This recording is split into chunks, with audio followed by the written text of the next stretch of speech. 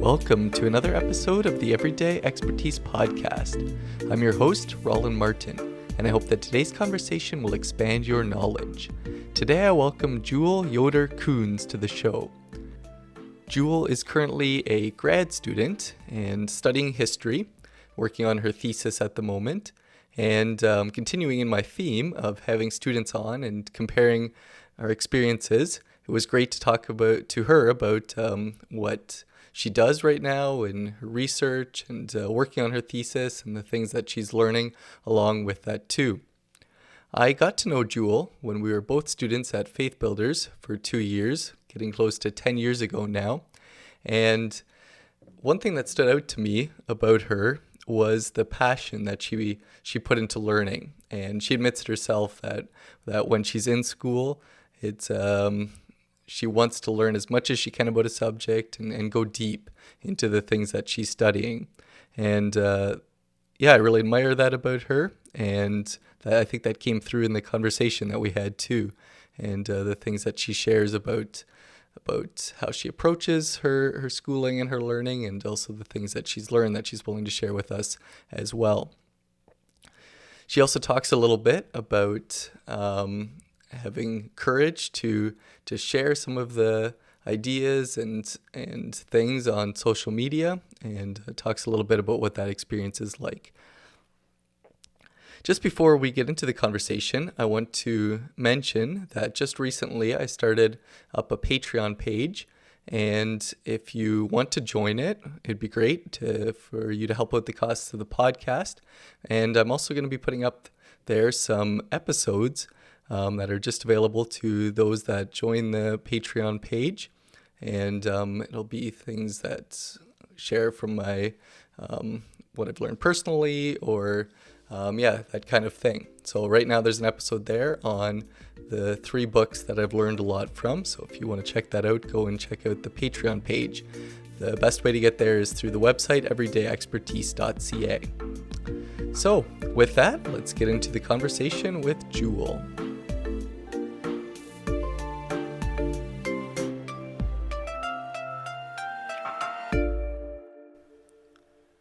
Welcome, Jewel, to the Everyday Expertise Podcast. It's really good to have you here. Thank you. Good to be here. Excellent. So tell me, what keeps you busy currently? So I have 2 roles that I play most days. Graduate student and mother of a toddler, which fills my days. Right now I'm working on putting together a first draft of my thesis. Okay. And I'm also auditing a class over Zoom 2 days a week with Case Western Reserve University. Okay. And right now my husband is working pretty long hours at his family's business. They're implementing a management system, so that means more childcare. Okay. And we're both involved in church, so it's not crazy, but it keeps our lives full. Nice, yeah. So just on your, or specifically on your schooling, is it, you said you're doing 1 class and then the rest of the time you're working on your thesis, you're doing research and things like that, or kind of how does that, the time you're spending on school shake out? So, 3 days a week, Gwen is being babysat. And Okay. so those days I'm in class, and then I'm also doing reading. Mm-hmm. And then there's some local places around here that have like history that I need. How do I describe them? Not archives, but kind of like they have county history and stuff like that. Okay. And then also doing interviews sometimes. So it really varies. But on the days that Gwen isn't being babysat, I'm pretty much doing childcare and housework. So Yeah. No, I get that. Joy works a couple days a week as well, and so those days are pretty much out as far as getting a lot of studying done. So that makes sense to me. But just as far as grad school compared to your undergrad experience, is it a lot less class time, like just as a whole, or how does that compare? Well, okay, this semester is different from my Okay. first 3 semesters. Okay. So my first 3 semesters, I had 3 different classes. And usually with those, you know, with each class, I would be in class 2 to 3 hours a week. Okay. So, um, in some ways, I feel like grad school is much more self-directed, self-guided. Not, yeah. How do you describe the difference? So in undergraduate, you're taking classes, you're Mm-hmm. following the syllabus, you're doing your homework, you're checking the boxes to be able Mm-hmm. to graduate. Mm-hmm. With grad school, people typically come in with a research focus, Right. and you take classes that work with that research focus, and then you're doing a lot um, on your own. Of course, you have your advisor who's working with you and directing you Okay. somewhat, but in some ways you are more independent. Okay. They definitely give you good mentoring and stuff like that, but yeah, I feel like I'm in class less, but I'm still working on schoolwork a lot. So Right. Yeah. Yeah. That makes sense. But yeah, that's kind of the view that I've had of it. That as you go on past your undergrad and into graduate school, it tends to be more like that. So that makes sense. So yeah, tell me what kind of you're focusing on with your study, or what you're working on with your research project. so when I came into grad school, now you really should know what you want to study. But the problem was that my undergraduate degree is in writing and editing with a emphasis in professional writing, Okay. which is great, because I felt like I had a strong background in how to do research to a Hmm. certain extent, although it's a little bit different. Okay. And then I switched disciplines. I switched from English to history. Okay. And so I came into grad school and I did not know exactly what I wanted to study. People come in and they're like, and I'm going to do, you know, urban history in New York City in the 1980s. And I have this focus, and they know where they're gonna Yeah, go, it's and very I was very like, focused. Yeah. I want to do U.S. history, and I'm interested in policy, and I'm pretty open. Anyway, Yeah. so I could tell that my classmates and professors were like, well, okay, we hope you find a niche. Hmm. So, anyway, all that to say, I ended up with a focus on local history here in Northeast Ohio. So Okay. I'm looking at education. The beginning is of private education among the Amish and Mennonites here in Geauga County, Okay. and specifically the role of women in starting and running those schools. Hmm. So it's been fun. Some days I'm not totally sure I'm going to be able to have all I need. Okay. Is it Um, is that like fairly recent history, or is that going back like 100 years or more now? By now. um, 1950s and 60s on. Okay. So So are there still people like around that were involved in that you can talk to and that kind of thing, or not? yeah, for the Beachy Amish school for sure, Okay. because they were more like 60s. Although, okay, I should say most of the people I've talked to so far who were part of the original founding were children, were students there, Okay. Yeah. um, or young people. So I actually have not talked to anyone who was actually directly involved. So that's why it may be a little bit complicated. Um, But I think if I don't just focus on the founding, if I focus on the decades since as well, I think I'll be fine because there's Okay. still Yeah. people who can talk to me about that. I've Yeah. run into all kinds of interesting people. Nice. Yeah. So, Yeah, well, that's great, and I'll have a few more questions for you about that specific about your research, maybe some of the things you've learned already from it, and some of the techniques that you use in it. But before we get into a little bit more about your story, just a little bit more about you. Do you have any sure. hobbies or interests that outside of what you talked about already that you'd like to share?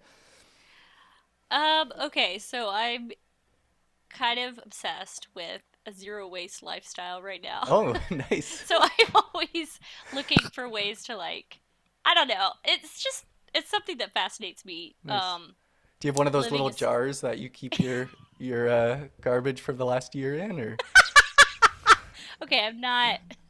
Anyway, I should Oh, not no. use the word zero waste. I should use the word sustainable, Okay. Yeah. because it's Yeah. always fun.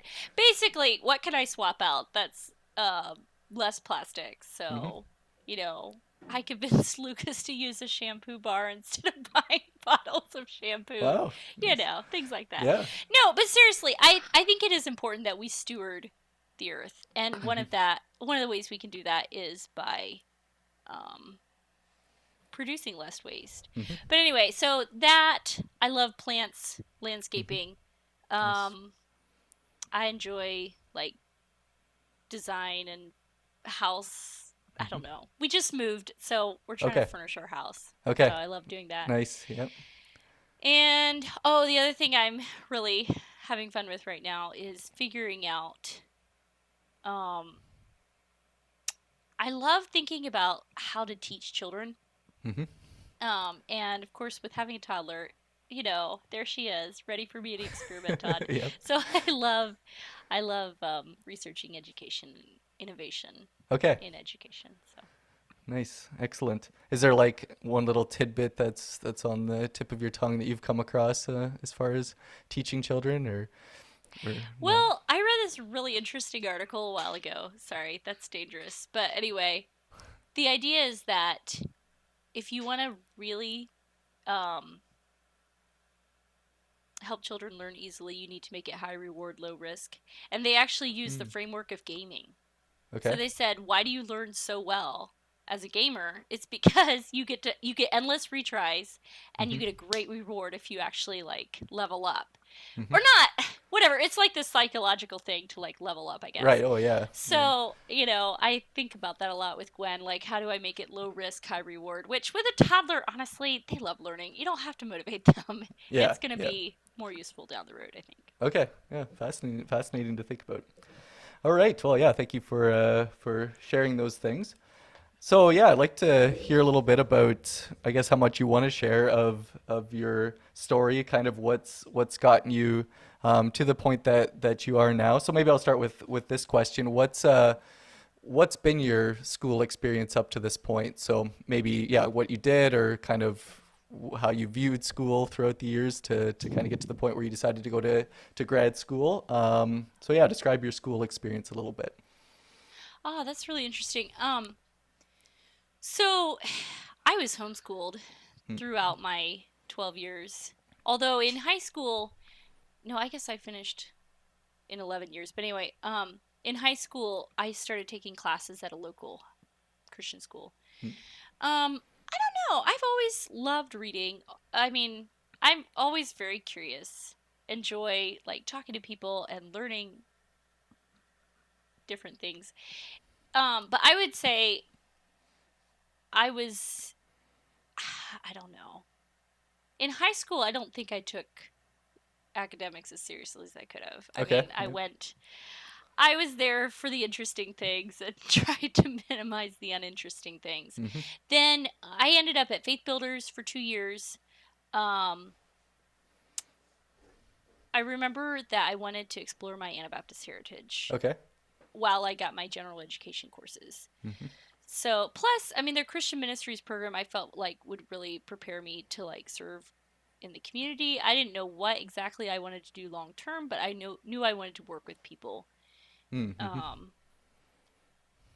and then so I did 2 years at Faith Builders, took 2 years off, and did a lot of like community volunteering and stuff Okay. like that. Really Mm-hmm. enjoyed that. But then I ended up at Sterling for 2 years, and I think I've also loved writing and literature for a long time, and so I was like, well, maybe I should push into that somewhat. I wonder if there's a job or if there's Mm-hmm. skills I need to develop, um, a job I could do or skills I could develop there. So I ended up there for 2 years and finished my bachelor's. Okay. Um, and then took another 2 years off moved to Ohio in the meantime Mm-hmm. and decided to go back to school because I realized I love teaching. I ended up teaching in Okay. Yep. the 2 years I moved to Ohio. Taught at our local school, and I was like, well, if I'm going to teach, I'd like to teach history. Okay. So that's why I ended up in grad school. Okay. Um, So what, like, was it connected to the teaching that you decided to go back to school, or what? so okay, in when I was doing my undergrad, my professors told me, they're like, you belong in graduate school. You Okay. really need to go to graduate school because I think they noticed.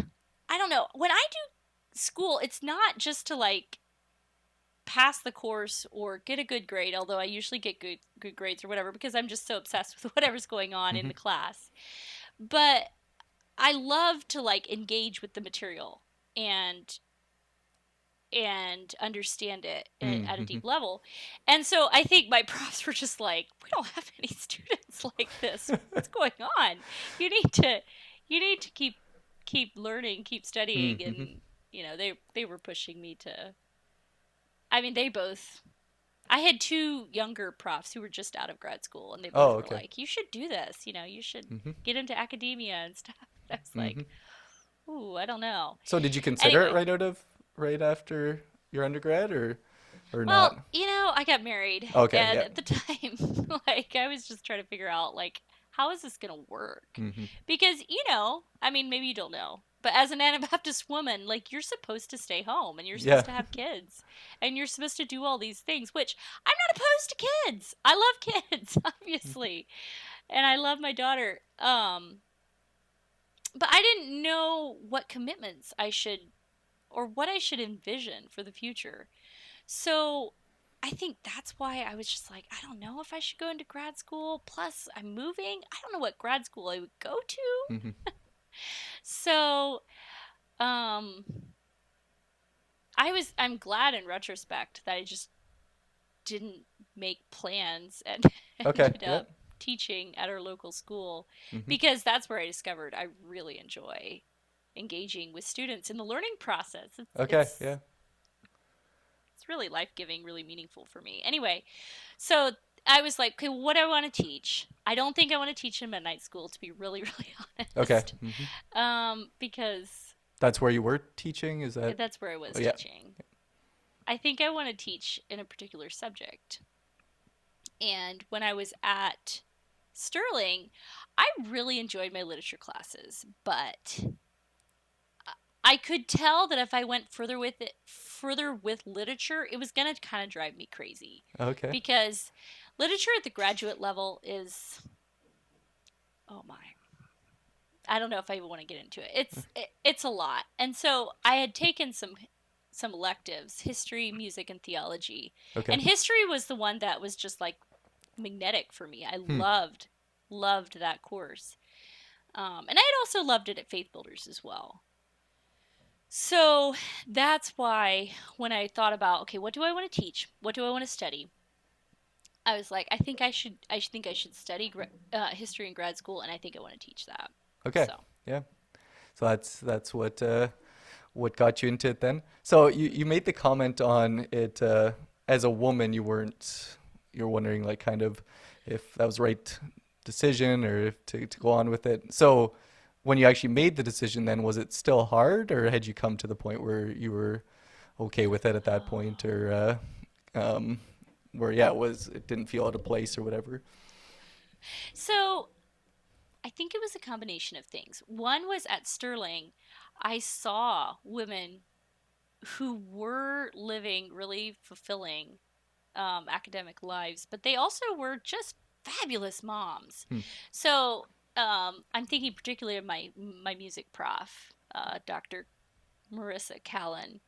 She was just a dynamic professor. She was fabulous at her job. Mhm. But at the same time, I watched her interact with her children, and they were thriving. They were Mhm. doing so well. And I remember thinking, wait, I felt like growing up, I was always told that if you pursue your interests or you have a career, you're going to have a terrible family. You're probably going to end up divorcing. It's Your one or the children other will leave like you. yeah You know, it's it's one or the other. yeah. Yeah. So I mean, and I saw women do things like, work at a bulk food store or something, and that was okay, Mm. because you could keep that contained. Um, but to actually invest in graduate school and into a vocation, that wasn't as that was for single women. Yeah. But anyway, when I saw Marissa and I saw some other people involved at Sterling, I was like, wait, I think this could maybe be done. So, and then actually with Lucas and I think we also had to kind of work that out in our relationship. Like, 'cause this wasn't something he had envisioned or seen either. Hmm. And we had to talk through. We had to figure out, how is this going to work for us? Are we going to be able to have a family and a healthy marriage and all of Mm-hmm. this? So I think that was something we needed to process. Um, but yeah, I think by the time I started grad school, I was like, yeah, I think we can do this. Okay. It Mm-hmm. won't look like everybody else, Mm-hmm. and we'll probably be judged by people, and some people will, support us. But you know what? Mm-hmm. At some point, we just need to do what we think is going to serve the kingdom well. Mm-hmm. Mm-hmm. Yeah. Yeah. And um, yeah, I like what you said about acknowledging the fact that probably not everyone's going to agree with you, or maybe even understand, like be able to to grasp where you're coming from, or why you're choosing the things that you are, but to be okay with that and do, like you said, what you feel is the right thing to do. I told one of my friends what I'm thinking about doing, and she's like, "Jewel, you are nuts, nuts." Because she was deep into like raising a bunch of toddlers, and she's like, "How?" So Uh, I don't know. It's fine. yeah, It's nuts. yeah, yeah. So you were talking a little bit about what you're doing for specifically what you're focusing on with your grad studies and with your research. Um, so yeah, maybe can you describe a little bit how you eventually arrived at the topic that you're studying? I think you said it's education. Maybe you just want to say again what exactly it is that you're focused on studying. But yeah, I'm kind of curious how you got to that point, or if you can describe what led you to to the decision of what to study. So some of it's just practical. Like if I do local history, it's a lot easier to do Mm-hmm. research Mm-hmm. and be present with, my family and my church and so Mm-hmm. on. So that's part of the reason why I started thinking about something local. Mm-hmm. Um, Another is that, with my experience in teaching, that's something that's always intrigued me. And I think for a long time I've thought about, what are women's roles within our Anabaptist communities? Mm-hmm. Um, and also how do we think about education? How do we do it well? How do we not do it well? And even thinking about like how do we even just get to where we are right now? You Mm-hmm. know, um, what affected the choices we made to invest or not invest in our private schools? Um,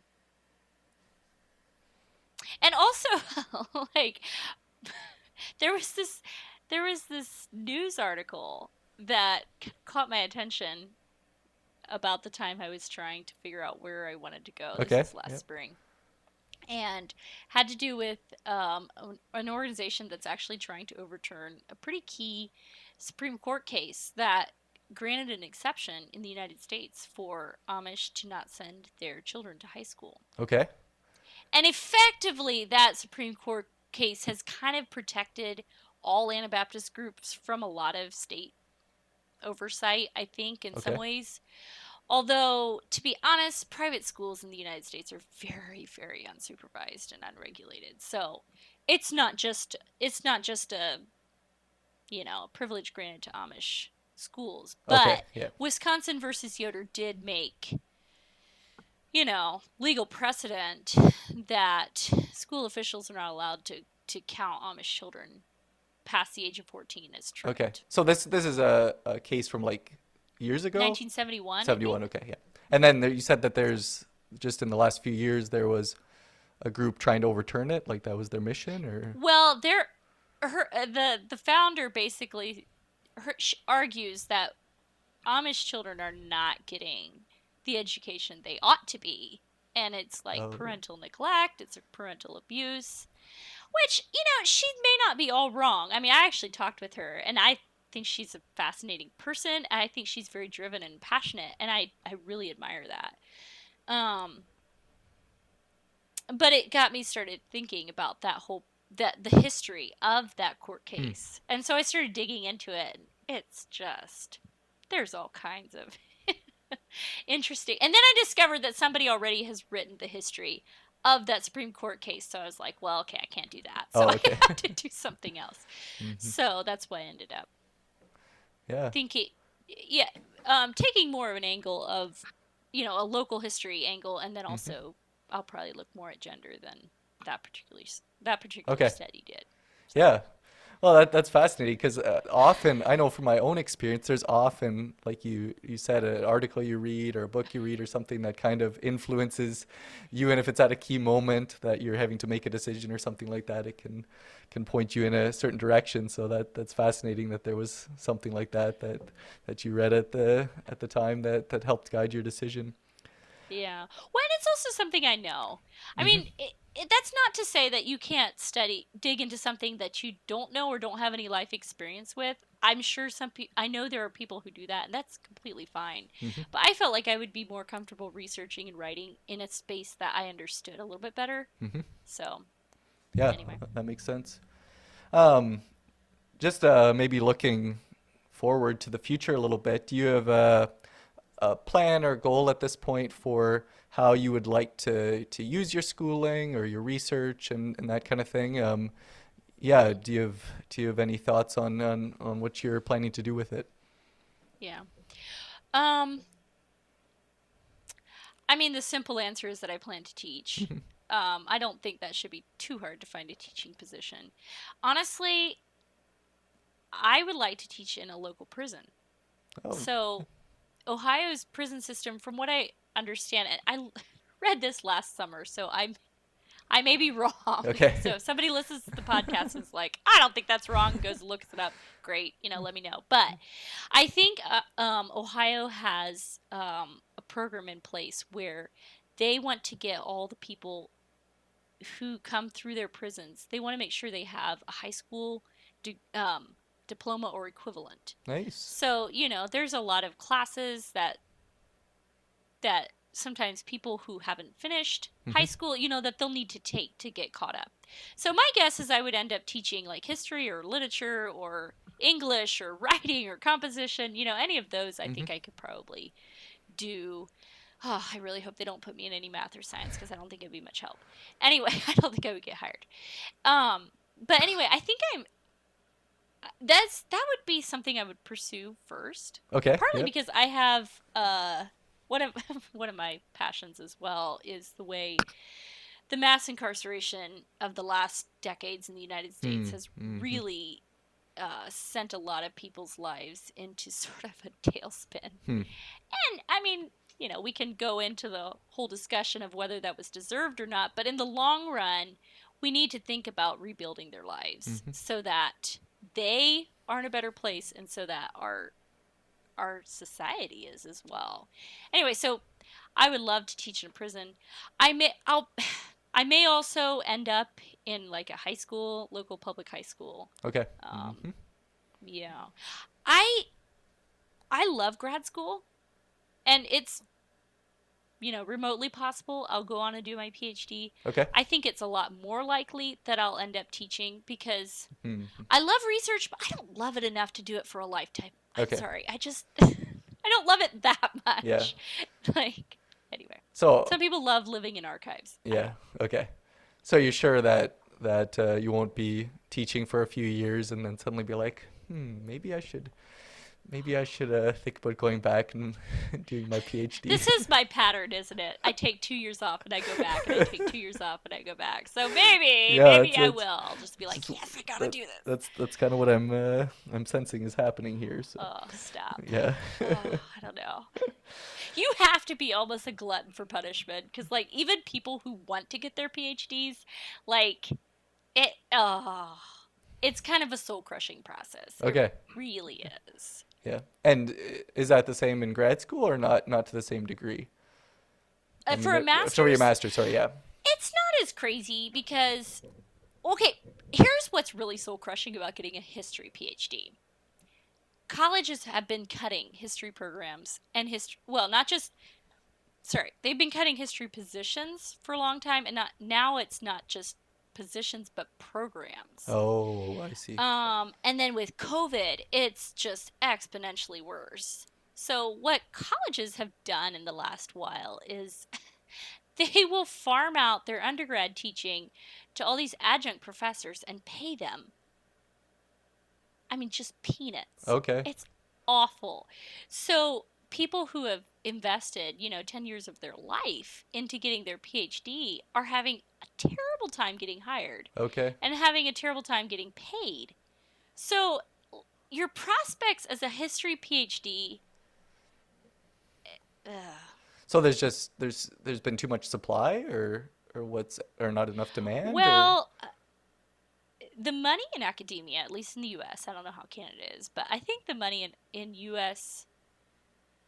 academia is going into STEM, okay. science, technology, engineering, medicine, Yeah. and business, which is great. Like, we need both of those things. Yeah. I mean, Lucas is a mechanical engineer. I have no quarrel with that. But I'm Mhm. also thinking, I don't think it's necessarily a good thing to not have, a robust history program as well. Yeah. But, no. Yeah. That's I'm not. interesting. I Yeah. don't control the purse strings. What do I know? Yeah. Well, fascinating. No, I'm not sure if I responded to that yet, but I think that's a great thing, what you were describing with the prison education thing. Or yeah, I hope that works out for you and you have a chance to do that. Sounds sounds great. Maybe talking a little bit more about the research that you're doing, or that the project, a thesis that you're working on.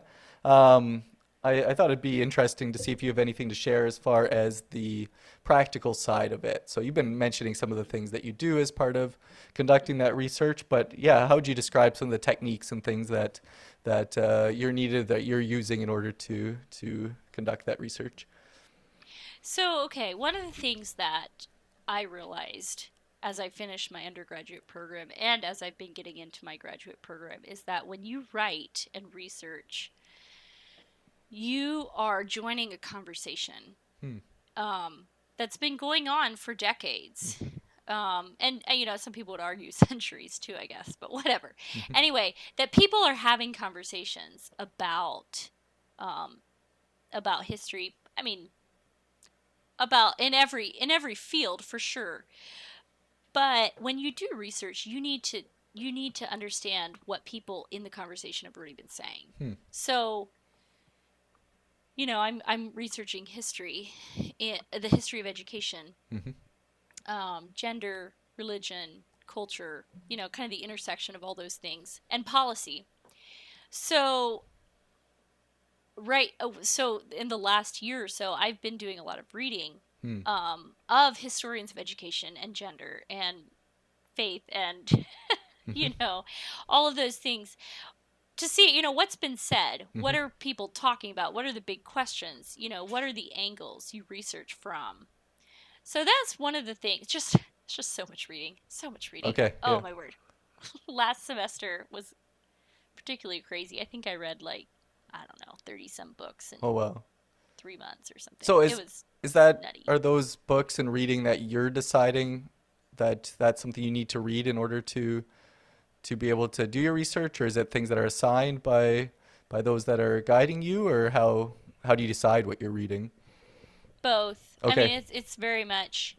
I was taking 3 classes last semester, so there were assigned books. But then also within those classes, we were doing what they call historiography papers. So a historiography paper is just a fancy name for I'm taking 3 or 4 historians and making them talk to each other. Okay. So I read their books and then I talk about how they relate to each Mhm. other.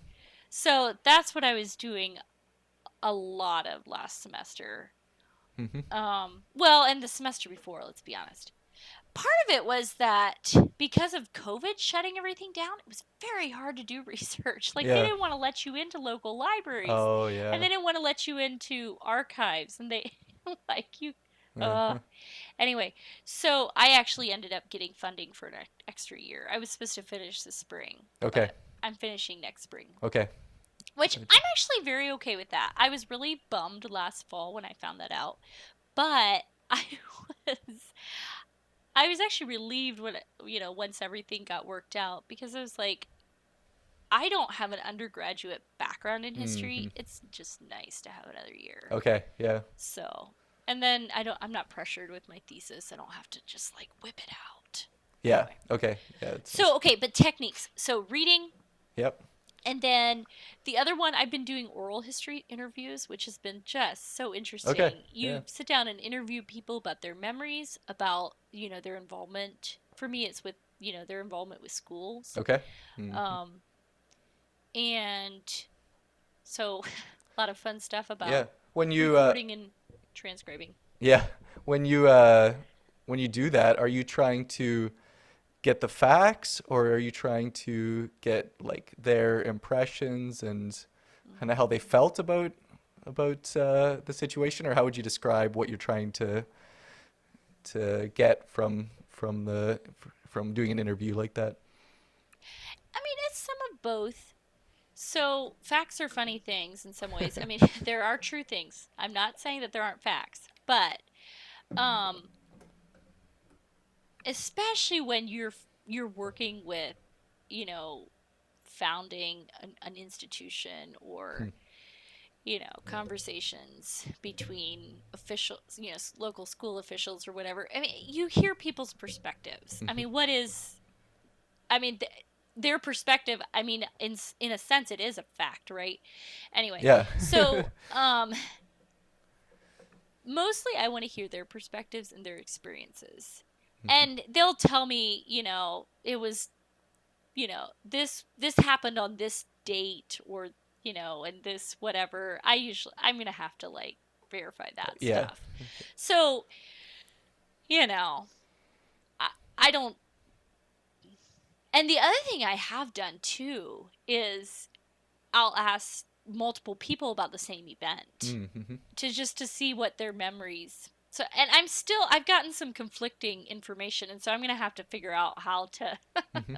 see if I can verify it with some county records and stuff like Okay. that, because I'm not totally sure So like you who's get right. conflicting information on like things that should be like hard facts, like years and things like that, Well, or where do like you see the the name of a particular Oh, I see. principal of the Yeah. school, who was actually fairly key um in the beginnings of the Amish schools Hmm. here. One person thought it was one name and the other person thought it was another name, and so I'm confused. Are there two people? Are Oh, they yeah. the names they've said are similar to each other? So maybe one is just not remembering the right name. Hmm. I don't know. So So yeah. there. So there's that kind of Outside. thing, but do you also find that people will have different perspectives on Mhm. what an event led to, or that kind of thing too, or um, do you kind Yeah. of have to find yourself like do you try to create a narrative from the research and the interviews that you do, and like and Mm. kind of write your own perspective of it, or how do you synthesize the research that you do and bring together? Well,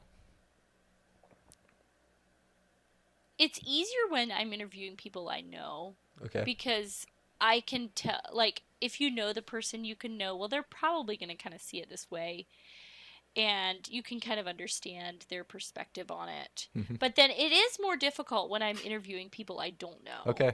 I'm not sure why exactly they're they're Hmm. explaining it to me this way. I'm not sure why they have, like, there's one person I think of in particular who has a very negative perspective, Hmm. very negative perspective on some of the local school officials, and it's almost too strong to maybe be like.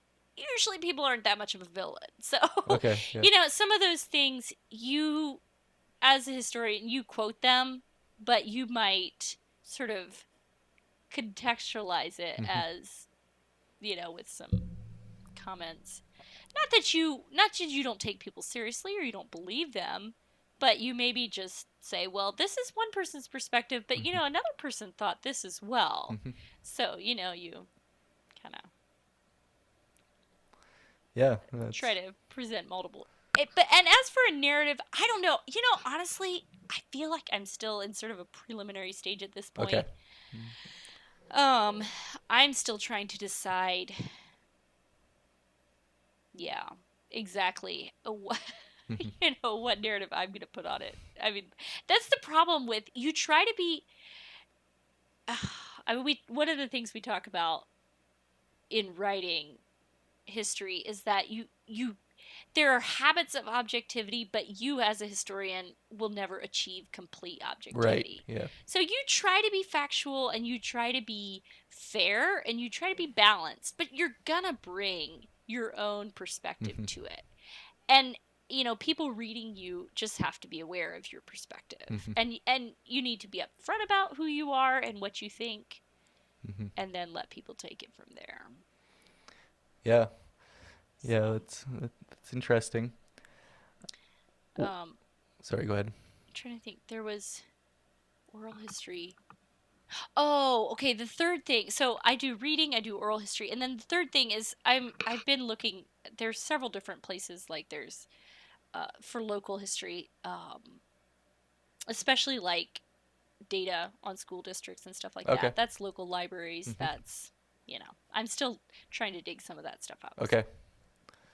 Is there do you need like special access to archives and things like that, or do you just get to know the right people and you're able to access some of that stuff, or is it publicly available? Yeah. So you just need to know where to look, kind of. Or? This is fairly like uncontroversial.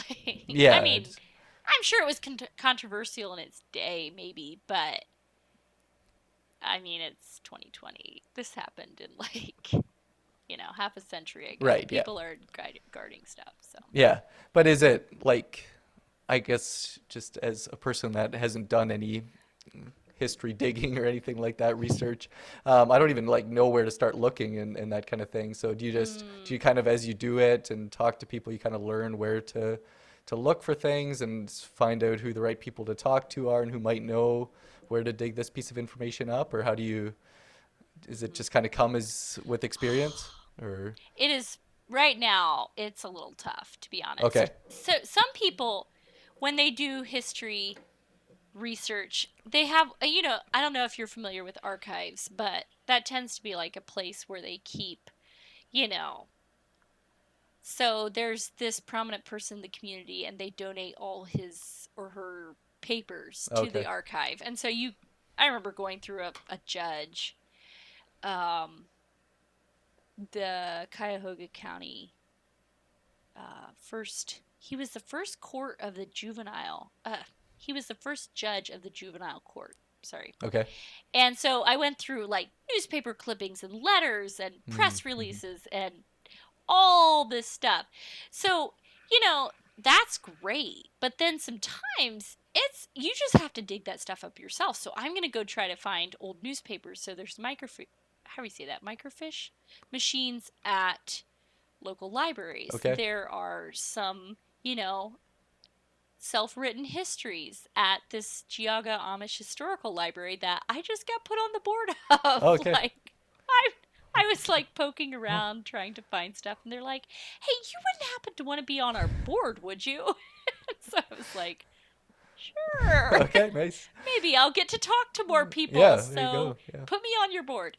But anyway, so if you can find old newspapers, if you can find county records. So one thing I have not actually found is if school districts keep their records. Oh, yeah. How many decades back? I'm not terribly hopeful, but if I could find those, and I'm still, I don't know if they would be I don't know where they'd be stored. So some of this stuff I'm still looking for. Okay. Anyway. Yeah. Well, very good. I'm not terribly experienced, so it would be. I hear my advisors and professors talk about some of this stuff, but we haven't, gotten into the weeds a whole lot. Yeah. Did you have anything else that you were going to say about techniques or things that you do. No. What's one thing that you enjoy about doing research and that you find enjoyable about it? You know, I love when you come across things you just did not expect Hmm. to, like discoveries, like connections you make or Hmm. stories you discover. I love talking to people too, so some of those interviews have been the most fun. Um, so you'll come across something you'd be just like, "What? I had no idea that was a thing." Okay. So I really enjoy that part of the the research. Nice. Do you have any examples of that you can think of right off Um, that you were surprised by what you came across or amazed by? I'm a little blank right now. Yeah, it's fine. I just Um, yeah. thought I'd see if you have anything on the tip of your Oh, tongue you there. know what? One of the things that was really interesting for me is so thinking about how we sort of construct categories of meaning. So, for instance, we know the term public school and private school, right? Hmm. And those have a pretty specific meaning for us. So, public school is state funded, sort Hmm. of run by this education bureaucracy. It's formal. And then private schools are informal. They tend to be parent run, parent Hmm. funded, parent controlled, independent. So we have those, those categories of meaning. But Right. anyway, when I was talking to, um, one of the questions I had going into this was like, why were Amish and Mennonite people so okay for so long being in public schools? Hmm. Anyway, and then it hit me when I was doing some reading and when I was doing interviews that they didn't think about those categories. Okay. Those categories were not as meaningful to them, and those terms were not as meaningful. They used terms like town school and country school. Hmm. So the country schools were these small, schools out, on the corner of a dirt road, and everybody walked. Hmm. And parents had a lot of say. They knew Right. who was teaching there. It Hmm. was very small. It was pretty informal. And then the town schools were these larger schools in the towns where, there were um instead of all the grades being together, they had their separate Right. grades and separate classrooms and so on. Consolidated school would be another term. Hmm. So, I mean, just thinking about, oh, okay, that's probably why for years and Hmm. years Amish and Mennonites felt fine with sending their kids to public schools Right. because in a lot of ways they didn't think in that category. They were thinking in different categories Hmm. of, I identify with the people right around me. Hmm. Even though they may not be Amish, we're all like farmers or we're all from Geauga County, and that's the category that's meaningful to me. So, I mean, that was just kind of a light bulb moment for Yeah. me. So, like I said, some of these connections or Hmm. discoveries, and the fun thing about history is that you you end up realizing that it's not even just so much about like, do you know this date or this event or that person? It's about, hey, they actually thought differently, and there are Hmm. different ways. There are different things that were meaningful to them. Like some of the terms and ideas that we talk about today are just like they're not helpful when if Hmm. you just Yeah. extrapolate them back. Hmm. You need to think about what was meaningful in that time. What were they talking Hmm. about? What were they thinking about? What was important to them? So, anyway, wow, that Uh, really went on a rant. no, Sorry. that's fascinating, and the what you describe is obviously I wasn't around for it, but in this area too, I think it was similar to what brought our private Anabaptist Christian schools, and I think maybe one of the factors was eventually they kind of shut down those country schools, as you Mhm. called them, and they would bus students from the country into or yeah, as they got more consolidated, they would. It was kind of a larger area that was served by one school, and so didn't have as much control over the local teachers and over the local school. So that's fascinating to think about, and yeah, how differently they would have thought. Are there some I don't know, themes or ways of thinking that that do carry over Oh. from like, do you find that there are some things that you are able to identify with from a time of 100 years ago or more, or do you have to completely think back in their context? I mean, there are some things that don't necessarily change, that are just sort of like common to humans. Like, Yeah. the whole idea of wanting to protect your children, Hmm. wanting to preserve your community. Hmm. That's something that's pretty. I mean, it takes on meaning in different decades, but that's an ongoing Yeah. human need, Hmm. um, that I certainly identify with. Well, and some of the gender sort of arrangements, or I mean, I'm going to use a word that might offend some people, but gender hierarchies Hmm. that, I feel like there's still some connections and meaningful, categories. Okay. So, Yep. So yeah, there are things that yeah, like you mentioned oh that yeah, humans, they're still humans. oh um, yeah. exactly. So there's lots that we have in common, I'm sure too. Hmm. Um, yeah, I guess I'll ask this yet too, since I asked what you enjoy about it. But are there things that you find challenging or don't enjoy about the research process? Uh, organizing it, and like, oh, the thing is, you come across all these interesting things Hmm. that you read and learn about and everything, but then you sit down to write. Oh, it's like, okay, where did I read that? Hmm. Where did I and then I have to cite this, and I have to, because I mean, you want people to be able to know where you got, the Hmm. evidence for what you're discussing. And so you have to go through and make sure you have all your notes and Hmm. everything. Anyway, so that kind of drives me a little nuts. Okay. Yeah. But you know what? The writing process is really forces you to be able to present and organize what you have been thinking about and Hmm. researching, and then you get that feedback. So it's of course worth it, but it Hmm. I always feel like, I don't know.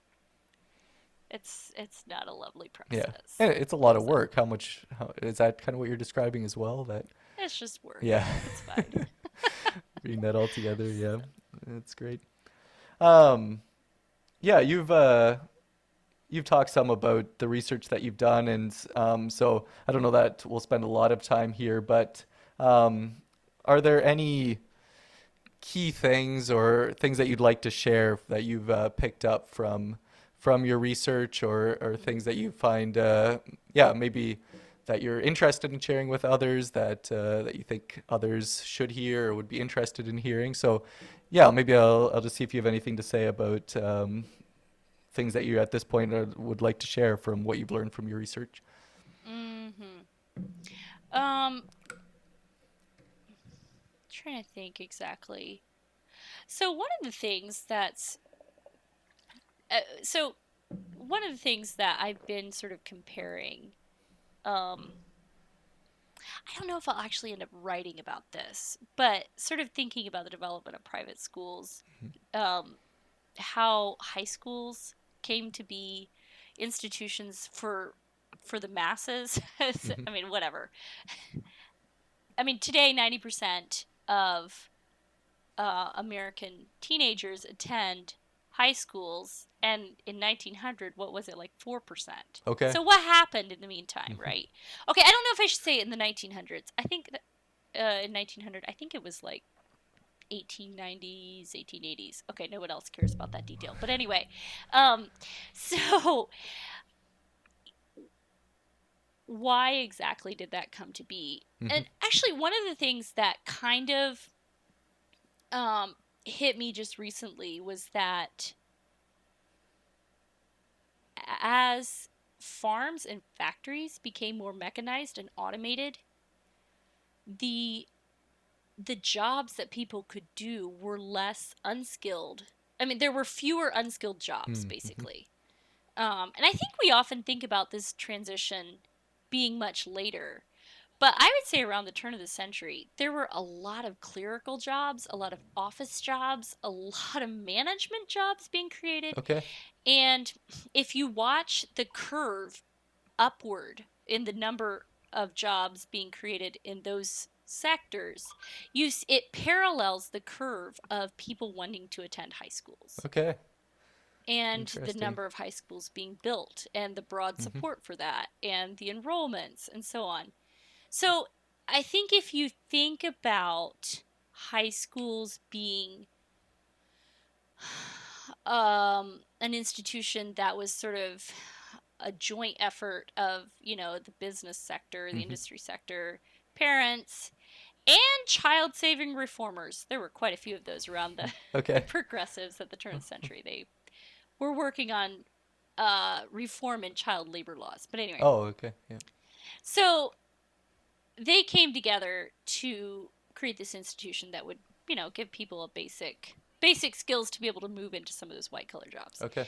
But if you think about it, part of the reason, I mean, I'm not going to attribute all people's motivations to economic things. So, I want to be careful about that. But I do think the fact that Amish and Mennonite families were in agrarian based jobs much, much longer than the rest of Hmm. society, I think had a huge role to play in their Mm. resistance to high school. Hmm. And honestly, I don't want to make a prediction here, but I kind of think in the next 50 years that it's possible they might actually move into doing their own high schools if you know depending on how the economy and how the sectors Hmm. um, what sectors of business and industry keep growing. Yeah. Because Yeah. I was talking to one of the men in our church and I was asking him, I was like, look, so you started these private schools because you didn't want to go to high school. And our Beachy Amish school was one of those. Okay. But then, 40 years later, no, 30 years later, you guys started high school. What Hmm. happened in the intervening time? Like, why did you do that? And he said, well, he said this a couple of times. Well, it was just a different time. It was just a Hmm. different time. Sorry. And he said back then we all worked on the farm and our Hmm. parents needed us on the farm. To be able to run a farm, profitably, you really need a lot of labor and Hmm. preferably labor you don't have to pay too much. Yeah.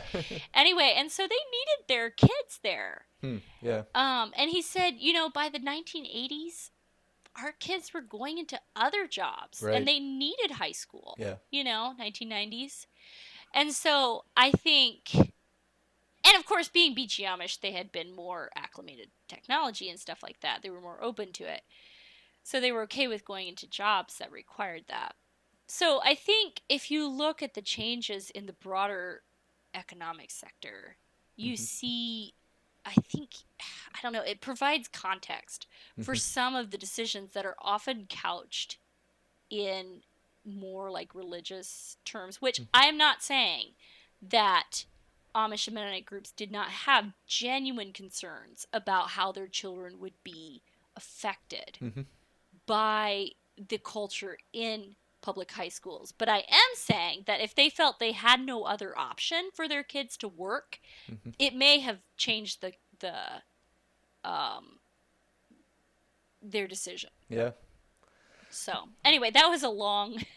That's one of Well, the things yeah, I've been that thinking yeah, about that is discovering. fascinating to think about. And yeah, and I mean, you bring up a lot of points there, but just how closely tied, um, yeah, economics and things is to life. I mean, Mhm. it's choices. I mean, that's kind of the first. I took one economics class, so I'm not don't have much to speak on here. But that was kind of the thing that surprised me in one of the first classes, is that it's all about choice and what drives Mhm. that choice and things like that. So just yeah, how closely tied faith and community Mhm. and opportunities and economics are to each other. I don't think we can get away from that and have to recognize how closely or how inseparable they are.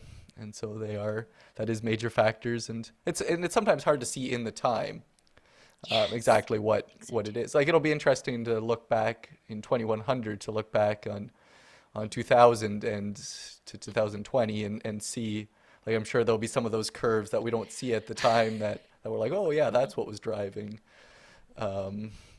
those things. Or yeah, I don't know, it'll be interesting to see if you see similar things with what you were talking with high school there, with post-secondary education, if we'll see some of those things, and as more people going into that, and as manufacturing jobs get lost and things like that, does that bring more people to other things? Or you were talking about the positions in STEM and things like that versus history and all of that, like all plays into that. Fascinating to think about. Yeah, I mean, with their economy is becoming more and more bifurcated into service and information. I mean, that's my opinion, which, it could easily be argued. But yeah, we have a lot of service sector jobs. We have a lot of information jobs. Anyway, so I guess we'll see. Yeah. Yeah. You can do another history project in 60 years from now and see what you come up with. Stop, please. I want to, just in our last few minutes here, I want to ask you this and see what you have to say about it, because this is one thing that got me interested in asking you to be on the podcast, is some of the posts that you've made on social media that I've come across, and things like that. So yeah, I'm just curious what your goal is with sharing your ideas with others, and how that goes for you, and yeah, just what that experience is like. So what's your purpose with it, and what's been your experience with it? Yeah, so I think I started posting again last summer. Well, yeah, I mean, the year before I had taken a couple of classes on public policy, Okay. and one in particular was called The Social History of Crime, which is very interesting. More or less a class on mass incarceration, let's be honest. Okay. But anyway, and so some of that stuff seemed really pertinent to some of the current events we were experiencing here in the United States last summer. So I posted some on race and poverty, and I forget what all. The thing I've discovered is that it takes a lot of time. It really does. It takes a lot of time, and just, I mean, for me to write a post, I'm thinking about all the angles and the things I should be saying that I can't say, and if I say this, So, and then to moderate the conversation afterwards. Okay. So even if it stays very civil and helpful, it's still a lot, Yeah. And then if it turns into a dumpster fire, as it did a few times, then it just gets stressful. Yeah. So, but part of the reason I think that I post on social media is so that people, for two reasons. I do want people to think outside of their experience and to have maybe a context of history. But also, honestly, I got some messages from people who, people of color in white spaces. And I know those are very trendy terms, but anyway, they're my friends. They're like, finally somebody's talking about this, and to me that is more valuable than I'm gonna deal with the pushback if people know that there's someone thinking about these issues and wanting to care about it. And I think too, honestly, we have this idea that if you're a conservative Christian, then you have to have a particular perspective on these social issues. You kind of have to identify with a certain political party. And I think that really hampers us in being able to be faithful kingdom followers of Jesus. Like, I think we can't get caught up in partisan loyalties. And it's funny because I'm talking to you. You're in Canada. You probably watched this dumpster fire going on down here. I don't even know what the political conflicts are up there. But anyway. Yeah, they tend to be a lot less interesting. I'll What is wrong with Americans? I don't know. It's nuts. do you Anyway. do you think it's ever effective in changing people's minds, or are you maybe that's not the goal. You mentioned you just want to get people thinking about a different perspective or that kind of thing. So maybe the goal isn't to change someone's mind, but just to get them thinking. Is that right? Well, and the other thing is, I've asked this to Lucas many times, like, why am I doing this? Does this make any difference? And Lucas is like, who changed your mind? And I was like, oh yeah. There was one friend I have who consistently posted for years, and I thought she was Hmm. nuts. I mean, out there. And then I started doing, and then I, was doing more reading. And, we're still not totally in the same place, Hmm. but and she's doing like very on the ground work in her community. She's very connected Hmm. to race reconciliation work. Okay. And I really have come to respect what she does. So I think understanding that there's probably a fair amount of people who read what I say and are like, really? Hmm. Really?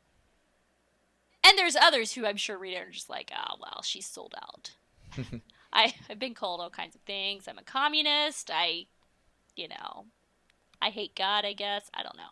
Anyway, so, but I think there are people who are genuinely curious and confused and not really sure. Hmm.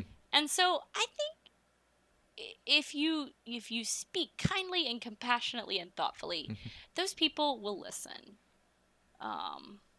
I don't know. But then I had to give up on it because I was so busy with school. Oh yeah. And now I feel terrible, but anyway. Yeah, well that I'll get back to it eventually. yeah, and it takes a lot of like you said. I don't like if you engage with it. That does take a tremendous amount of energy to keep up with and in that engagement. So yeah, that's not me at all to put out my thoughts and ideas in a place that they might get criticized. So I admire you and people that do that. So yeah, when you have a chance, keep it up. That's great.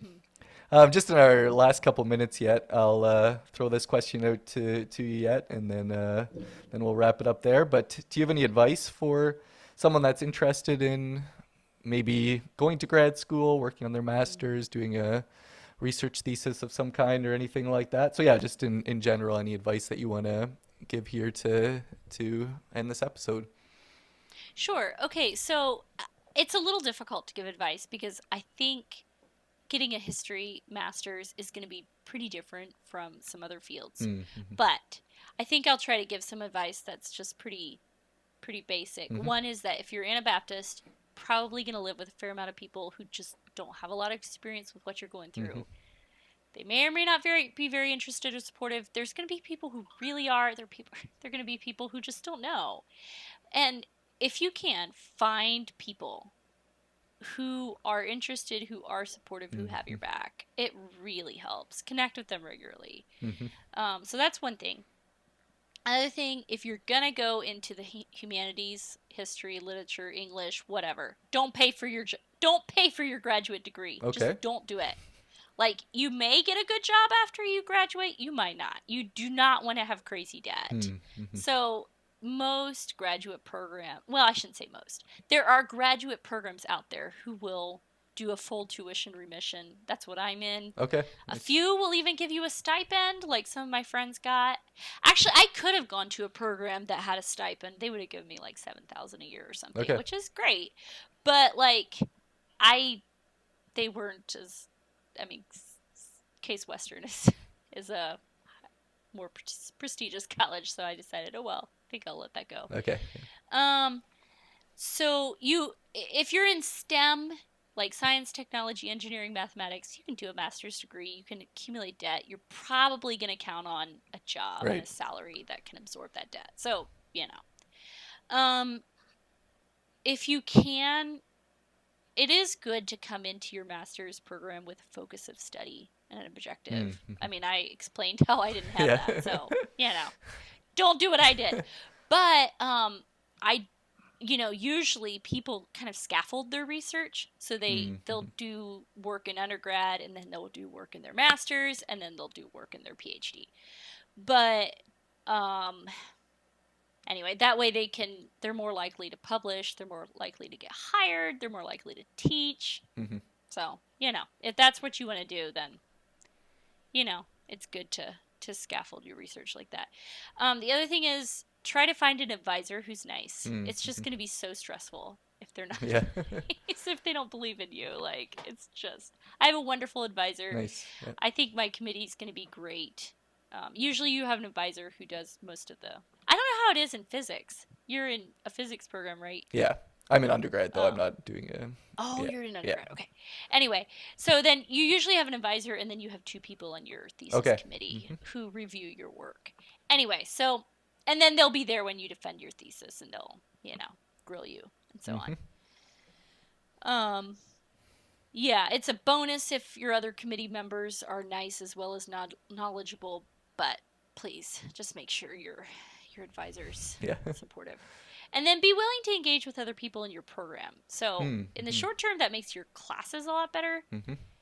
And long term, especially in graduate school, if you get along well with your classes and your professors, you network after you're done with school. Yeah. Like, I just think about the things my undergrad professors said. Oh, I'll talk to this person I was in grad school with. Oh, I have this connection. And so, they have those connections for years to come. Yeah. So that's Yeah. Well, that's great. That pretty much brings us to the end of our time here. So I want to make sure you didn't have something that you really wanted to say that you didn't get a chance to yet. But if not, I think we'll wrap it up there. So anything that you need to say yet, or is that it? One thing I would say, some advice for if people are working on sharing their ideas on social media. Something I would say is you need to grow a thick skin, but you need to keep a compassionate heart. So, in other words, learn not to take things personally, but understand that the way people respond says a lot more about who they are and what they've experienced than about who you are and what you've said. So, putting your ideas out there is a great way to get them honed. If you have friends who engage thoughtfully, but if it's about you, it's just not going to go well. But if it's about the conversation, and if it's about ideas, I think it's worth it. One of the things I hate most is how people dunk on each other on social media. I mean, it's funny in a way. I enjoy a good meme, okay? But I think we need to really consider how our public discourse and how our public discussion is shaping us. And is shaping our culture. It matters. I really think it matters. So, there you go. Yeah, well, that's excellent, and an excellent part to end on. So thank you very much for joining me and for sharing a little bit about your experience and what you've learned. So I've really enjoyed this, and it was great. Thank you. Thank you. It's been fun. Good. Thank you, everyone, for listening, and thank you, Jewel, for sharing your knowledge with us. It was great to hear what it's like to be a grad student and to hear a little bit about her experience with balancing parenting and other interests and responsibilities along with being a student. I really enjoyed hearing the things that she had to share about what she's learned about research and kind of how she's just jumped into history as a grad student and her desire to learn more there. And then the things that she's learned about the local history in her area, I find that quite fascinating, and comparing it to some of the things I know about the local history in Waterloo here. So thank you, Jewel, for sharing those things with us. If you would like to learn a little bit more about the podcast and find a link to the Patreon page, you can do that at everydayexpertise.ca. If you want to contact me for any reason, give me some feedback on the podcast or suggestions for future episodes, I would certainly welcome that. You can email me at contact@everydayexpertise.ca. That's all for now. Join me again next time to learn from the expertise of everyday people.